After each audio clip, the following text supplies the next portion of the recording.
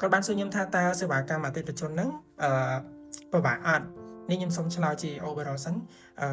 ការងារទាំងអស់អត់មានការងារណាដែលស្រួលទេហើយក៏អត់មានការងារណាដែលថាពិបាកដែលយើងមិនអាចធ្វើទៅបានដែរព្រោះថាយើងម្នាក់មួយថ្ងៃទៅធ្វើការយើងត្រូវមានអី challenge ជារៀងរាល់ថ្ងៃតែម្ដងត្រូវការដោះស្រាយត្រូវការ creative ថ្មីដើម្បីឲ្យការងារហ្នឹងវាលូនទៅបានយើងអាចចូលទៅធ្វើការនៅក្នុង position មួយហ្នឹងវាទៅរួចអញ្ចឹងហើយបើយោងតាមបទពិសោធន៍របស់ខ្ញុំផ្ទាល់ដែលខ្ញុំជា call center ខ្ញុំគិតថាវាមិនស្រួលទេព្រោះធ្វើការជាមួយនឹង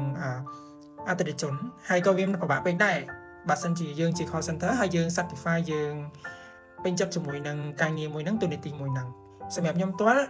ក្នុងមួយថ្ងៃបើសិនជាយើងធៀបទៅយើងជួបជាមួយអតិថិជនច្រើនអញ្ចឹងបើសិនជាថាក្នុងថ្ងៃហ្នឹងយើងជួបអតិថិជន10នាក់20នាក់អញ្ចឹងអត្តចរិតឬក៏អិយាប័តរបស់អតិថិជនគឺខុសគ្នាទាំង10ទាំង20នាក់តែម្ដងប៉ុន្តែសំណួរសួរមកវិញថាតើយើង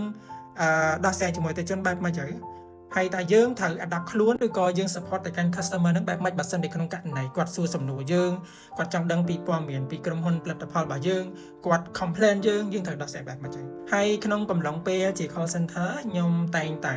មាន keyword សម្រាប់ខ្លួនឯងហើយខ្ញុំតែងតែអនុវត្តវា work សម្រាប់ខ្ញុំប៉ុន្តែខ្ញុំអត់ដឹងថាតើនៅក្នុងក្រុមហ៊ុនរបស់អ្នកនរគ្នាឬក៏ situation របស់អ្នកនរគ្នាហ្នឹងវា work ដែរអត់ទេប៉ុន្តែខ្ញុំគិតថាវាល្អហើយអ្នកនរគ្នាអាចយកទៅ apply បានតើតង់ទៅនឹងអីដែលខ្ញុំធ្វើជារៀងរាល់ថ្ងៃក្នុងនាមជា call center ហ្នឹងខ្ញុំតែងតែចាំពាក្យមួយគឺ last ហ្នឹងគឺមានន័យថា L for listen A for apologize និង S for solving ហើយជាមួយនឹង T for thank you ចំណុចទី1អក្សរ L គឺមានន័យថា listen we don't care whatever ទោះបីជាក្នុងករណីតែជនខុសក៏ដោយត្រូវក៏ដោយឬក៏សួរសំណួរអីប្លែកៗក៏ដោយក៏យើងអត់ត្រូវខឹងគាត់ដែរអាហ្នឹងមានន័យថាយើងជាមន្ត្រី call center យើងត្រូវតែប្រកែកស្ដាប់យកចិត្តទុកដាក់រាល់ព័ត៌មានដែលអតិថិជនជជែកមកឬក៏គាត់ផ្ដល់ឲ្យយើងមកឧទាហរណ៍គាត់ complain យើងគាត់សួរសំណួរប្លែកៗដែលយើងមិនអាចឆ្លើយបានណាយ៉ាងហោចណាស់ក៏យើងត្រូវមាន notice ឬក៏យើងត្រូវស្ដាប់គាត់ដោយ carefully ដោយប្រុងប្រយ័ត្នបំផុតហើយទី2 A for apologize និយាយទៅ whatever ទោះបីជាគាត់ខុសក៏ដោយត្រូវក៏ដោយគាត់ស្រែកទាំងកំហឹងគាត់ខឹងសប្បាយយើងឬក៏គាត់សួរយើងប្លែកៗចាស់មានន័យថាសំណួរខ្លះយើងអាចឆ្លើយបានទេវា over limit ក្នុងការឆ្លើយយើងត្រូវការមានអ្នក support ហើយប៉ុន្តែនៅក្នុងករណីបើសិនជាយើងជា call center យើងអាចទៅឆ្លោះប្រកែកគាត់បាននេះកំឡុងពេលហ្នឹងមានន័យថាបើសិនជាគាត់លើកឡើងពីអីដែលគាត់អត់សប្បាយចិត្តអត់ satisfy មួយយើងយើងជា call center ដាច់ខាតត្រូវតែសុំទោសគាត់ដាច់ខាតតែម្ដងនិយាយទៅយើងអត់ខ្វល់ថាគាត់ខុសត្រូវដូចខ្ញុំបញ្ជាក់ខាងដើមអញ្ចឹងយើងអត់ខ្វល់ទេប៉ុន្តែយើងគ្រាន់តែសុំទោសដើម្បីឲ្យគាត់ calm down ឲ្យគាត់ feeling better ជាងមុនឲ្យគាត់មានអារម្មណ៍ថាអីដែលគាត់ថាឲ្យយើងអីដែលគាត់លើកឡើងនេះគឺយើងបានស្ដាប់គាត់ហើយក៏យើងយល់នៅក្នុងកម្រិតមួយមានន័យថាយើងសូមអធិស្ឋានក្នុងកម្រិតមួយដែរអាហ្នឹងគឺបែបហ្នឹងអាហ្នឹងគេហៅថា customer behavior ឬក៏ understand customer behavior សម្រាប់ចំណុចទី3 S for solving ហ្នឹងគឺមានន័យថាម៉េចនៅក្នុងករណីបើសិនជាយើងទាំងអស់គ្នាជា call center យើងទទួលបានការ complain ការសួរសំណួរអីប្លែកៗដូចយើងមិនអាចឆ្លើយបានដាច់ខាតយើងត្រូវតែសុំពេលគាត់ហើយយើងត្រូវតែរកដំណោះស្រាយយើងត្រូវតែដោះស្រាយជូនគាត់ផ្ដល់ជាការ feedback ទៅកាន់គាត់វិញដោះស្រាយឲ្យកាន់តែឆាប់កាន់តែល្អមានន័យថាបើសិនក្នុងករណីយើងដោះស្រាយបើសិនជាមិនបាន 100% ដែលគាត់ចង់បានណា